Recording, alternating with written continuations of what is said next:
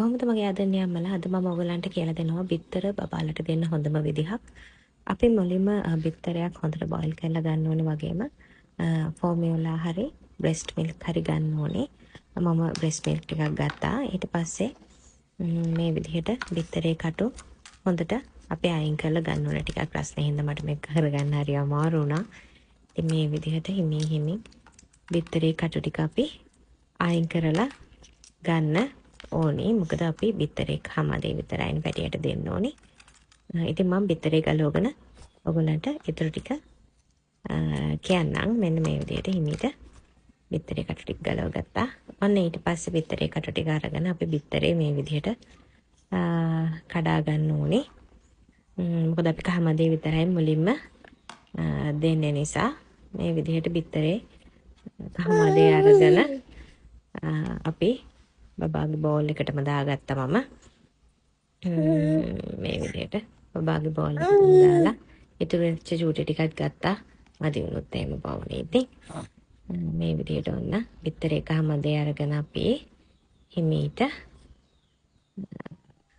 දාගන්න ඕනේ අපේ බෝල් එකට. ඊට පස්සේ හොඳට මේක පොඩි කරගන්න ඕනේ බබාට දෙන්න ඕනේ. හින්දා මේක හොඳ ක්‍රීමි විදිහට හදාගන්නයි ඕනේ. ඊට පස්සේ මේ විදිහට පොඩි කරගෙන මම දෝවාගත්ත කිරි ටික මේ විදිහට මේකට චුට්ට එකතු කරලා එකපාර එකතු කරත් ඉතින් කමක් නැහැ. පොඩ එකතු කරලා මේ විදිහට එකපාර එකතු කරගත්තොත් අර ඕනෑවට වඩා දීර්ඝ ගතිය වෙයි කියලා මම පොඩ තමයි එකතු කරගත්තේ. මේ විදිහට එකතු කරගෙන මං කීප පාරක්ම දාගත්තා. මං දාගත්ත ප්‍රමාණය මත නිසා මේ විදිහට දාලා හොඳට බබාට පහසුවෙන් හපන්න පුළුවන් වෙන විදිහට හදා ගන්න ඕනේ අපි. අර බබා පොඩ්ඩක් අර අපි රස කරන්නේ තොලේ.